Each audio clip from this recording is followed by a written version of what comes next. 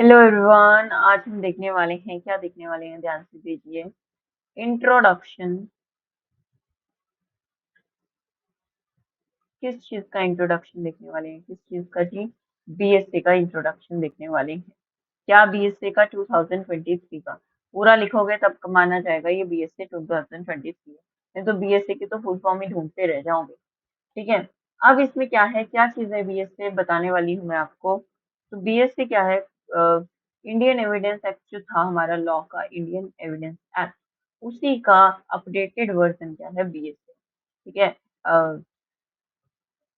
क्या है, आईफोन का 4th generation, 14th generation, 16th generation क्या है, बीएसए है।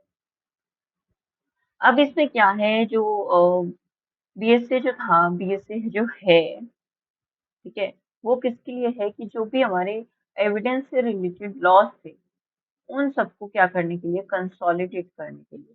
क्या करने के लिए जी? कंसोलिडेट करने के लिए।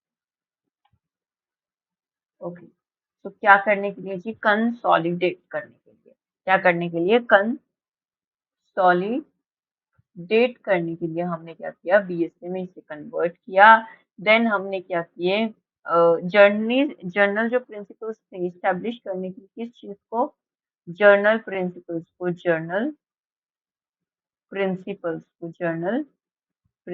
को क्या करने के लिए, एस्टेब्लिश करने के लिए। Then we have one more thing. फिर हमें क्या करना था, इंश्योर करना था कि जो ट्रायल्स हैं, फ्री ट्रायल्स हों। इंश्योर करने थे क्या चीज? Free trials in India. Free trials हो कहाँ पे? In India. तो इस सब के लिए हमने क्या किया, बीएसए लाया जी। ठीक है। अब आगे आपको मैं ये बता दूं कि बीएसए आगे क्या, किस तरीके से काम करेगा। तो ये क्या है, मोर एफिशिएंट हम काम करेगा, एफिशिएंट तरीके से काम करेगा, इसलिए हमने बीएसए ला दिया। ठीक है जी। और इसका नेम नेम चेंज कर दिया गया है, सेक्शंस वगैरह में कुछ ज्यादा फर्क नहीं है। ठीक है। और इफेक्टिव लीगल ये क्या है, सिस्टम के लिए ये काम करेगा। ठीक है। अब क्या है, एफिशिएंट होगा और इफेक्टिव होगा, ये माना जा रहा है अभी तक। फिलहाल नई चीज जो लाई जाए उसके लिए हर कोई तारीफ करके ही लाता है। ठीक है। हम भी मार्केट में जाते हैं तो पहले तारीफ ही करते हैं, और जब वही चीज घर आ जाती है, ये तो बेकार है। ठीक है। तो वही चीज है। ठीक है। अब क्या है, नेक्स्ट क्या है, पहले जो थे वो क्या थे, लॉन्ग स्टैंडिंग केसेस थे। लॉन्ग स्टैंडिंग केसेस, वो बहुत पुराने केसेस चल रहे थे, वो अभी तक डील नहीं कर पा रहे थे हम। किसके लिए? क्योंकि ये जो प्रोसेस था, जिस चीज का इनके साथ डील करने का, वो क्या था, बहुत ज्यादा कॉम्प्लेक्स था, कॉम्प्लेक्सिटी थी वहां पे। और क्या था, इसको क्या है, डिले बहुत ज्यादा हो जाते थे। ठीक है। और हाई कॉस्ट में भी वो ज्यादा था। अब क्या होगा, अब इसको थोड़ा बढ़ा दिया जाएगा। करेक्ट। क्या कर दिया जाएगा, कॉस्ट को नहीं बढ़ा दिया जाएगा, इस चीज को सॉल्व कर दिया जाएगा। इसे क्या किया, ये क्या किस लिए लाया गया है, बीएससी। बीएससी रिव्यू करने के लिए, किस चीज को रिव्यू करने के लिए, हमारा पुराने एक्ट को। और इसके साथ साथ क्या करने के लिए, रिव्यू करने के साथ साथ प्लस क्या करने के लिए, मॉडर्नाइज करने के लिए, मॉडर्नाइज भी करने के लिए ये क्या है, बीएससी को लाया गया। क्लियर, इतनी सी बात समझ आ रही है। देन क्या है, हम इस पे क्या कर रहे हैं, कंटेम्प्ररी जो लीगल इश्यूज हमारे हैं, कंटेम्प्ररी जो हमारे लीगल एंड टेक्नोलॉजिकल एडवांसमेंट है, उस चीज को भी क्या है, हमें इसमें इंक्लूड करना था। टेक्नोलॉजिकल एडवांसमेंट्स को भी हमें ध्यान देना था, इसलिए क्या है, इसे लाया गया है। तो कुछ चीजें क्या है, चेंज भी करनी थी। करेक्ट। और क्या करना था, इसे मोर अपडेटेड फ्रेमवर्क की तरह हमें क्या करना था, यूज करना था। मोर अपडेटेड फ्रेमवर्क की तरह हमें क्या करना चाहिए था, इसे यूज करना। क्लियर, इतनी सी बात आ गई। नेक्स्ट क्या है हमारा, ठीक है, नेक्स्ट हमें देखना है क्या है। तो नेक्स्ट इसमें क्या है, हमें देखना है, क्या देखना है वो हम नेक्स्ट पेज पे देखते हैं। ठीक है। ये पेज फिनिश हो गया है। सो अब इसमें हम देखने वाले हैं, क्या क्या देखने वाले हैं, ध्यान रखिए।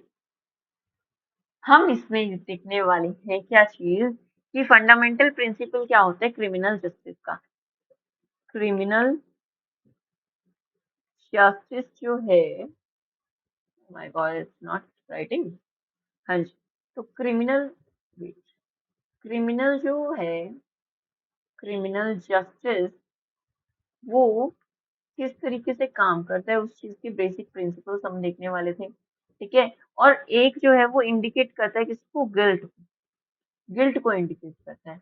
देन सेकंड वाला जो है वो किस चीज को इंडिकेट करता है, इनोसेंस को। किस चीज को बची, इनोसेंस की, हम तो इनोसेंट है, हमें क्यों सजा मिले। ठीक है। वैसे भी हमारे जो लॉ है वो बहुत ज्यादा इनोसेंस का मानता है कि अगर कोई भी है ना, बियॉन्ड रीजनेबल डाउट आपको जाकर क्या करना चाहिए, क्या करना चाहिए, बियॉन्ड रीजनेबल डाउट जाना चाहिए। कब जाना चाहिए, किसी क्रिमिनल मैटर, रीजनेबल डाउट हमें जाना चाहिए। इतनी बात समझ आ रही है।